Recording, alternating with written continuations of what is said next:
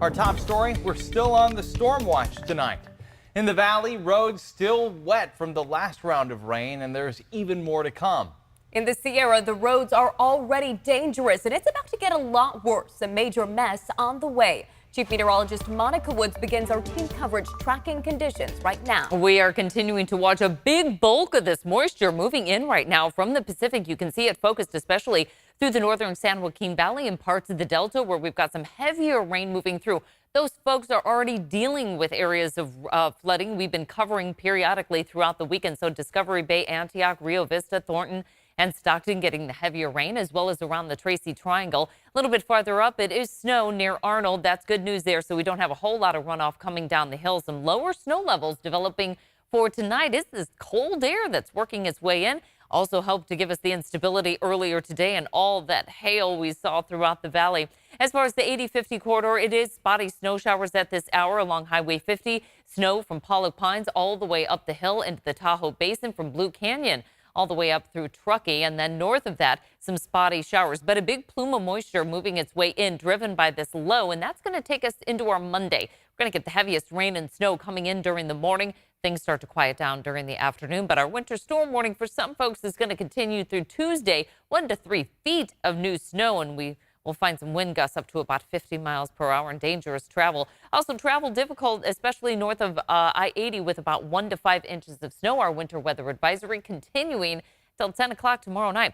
Believe it or not, though, the river's handling all this moisture coming in. We've got one location that is still going to be above flood stage, and that's going to be Ord Ferry right along the Sacramento River. Everything else is starting to recede ever so slightly, and even with the rain that's coming in, is not forecasted to get at or above flood stage. So total precipitation continues to climb here. We're at about 1/4 of an inch from Modesto, but getting hit with rain right now, as well as in Stockton and elsewhere. We saw some pockets of isolated thunderstorms. Now that produced some heavier rainfall totals, but in general, we are closing in on about 1/2 inch to almost an inch of rain. And earlier today, about 10 to 30 inches of snow in the Sierra, but those numbers also going up. By tomorrow afternoon, things are starting to clear out of the valley after morning heavier rain, and then snow will continue for much of the Sierra. Again, that is basically all the way through the afternoon before we get a big break in this wet weather cycle. We'll have more on that coming up. All right, thanks, Monica. And speaking of the Sierra, hazardous weather there is expected to continue with several new feet of snowfall expected. Yeah, and so our Devin Truby has a look as people attempt to make their way up to ski and snowboard over the holiday weekend. Snow continues to fall in the Sierra and chain controls in effect. It has both Caltrans and local businesses questioning just how big a turnout there'll be for the holiday weekend and how much travel to expect on the roadways. From day to night, stretches of I-80 are filled with cars and trucks off to the side of the road, chaining up or waiting out conditions. These storms have ski resorts like Sierra Tahoe wondering how many people will show up on the holiday weekend. They haven't hit capacity once yet this season. I mean, quite honestly, we haven't seen it. There definitely, I think, with so many storms, we really haven't seen the crowds coming up. So in terms of what we might see, it's kind of an unknown. Caltrans is expecting heavy traffic. On Saturday, parts of 80 were closed for 12 hours.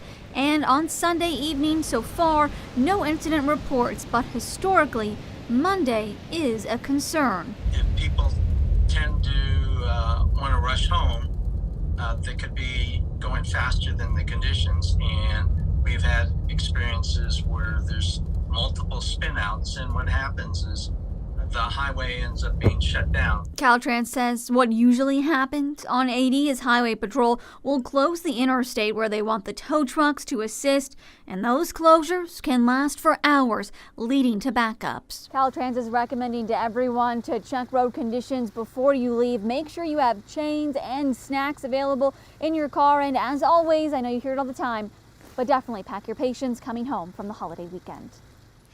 Our Devin Truby reporting. In San Joaquin County, Woodbridge Road is closed east of Highway 99 because of localized flooding there. That's also where the Arbor Mobile Home Park is located. Residents there were forced to evacuate their homes around 9 this morning. Crews with the Lodi Fire Department and San Joaquin County Sheriff's Office were on site all day to help evacuate those residents. And to try to divert some of those floodwaters, deputies have blocked off that mobile home park and are asking people to avoid driving in the area. With Cosumnes River levels dangerously high, parts of Wilton warned to leave. Wilton, Rancho Murrieta, Harold, and Dillard Road are impacted. Emergency response and maintenance crews are still working to clear roads and restore outages there, so be aware if you are headed back to that area. An evacuation order was issued overnight in Stanislaus County. People in parts of Patterson are being asked to leave because of the rising San Joaquin River. This is for people who live east of Elm Avenue between Del Puerto Creek and Fig Avenue along the river there. You can find updates by calling the number at the bottom of your screen or going to @StanEmergency on Twitter. Well, the weekend storm also brought a tornado to South Sacramento County. The National Weather Service confirmed that an EF0 tornado touched down near Rancho Seco Park yesterday afternoon. Here's some new video from Jessica Andrew out of Harold showing the damage at her home. Fortunately, nobody was hurt, but as you can see, there was significant damage to the roof.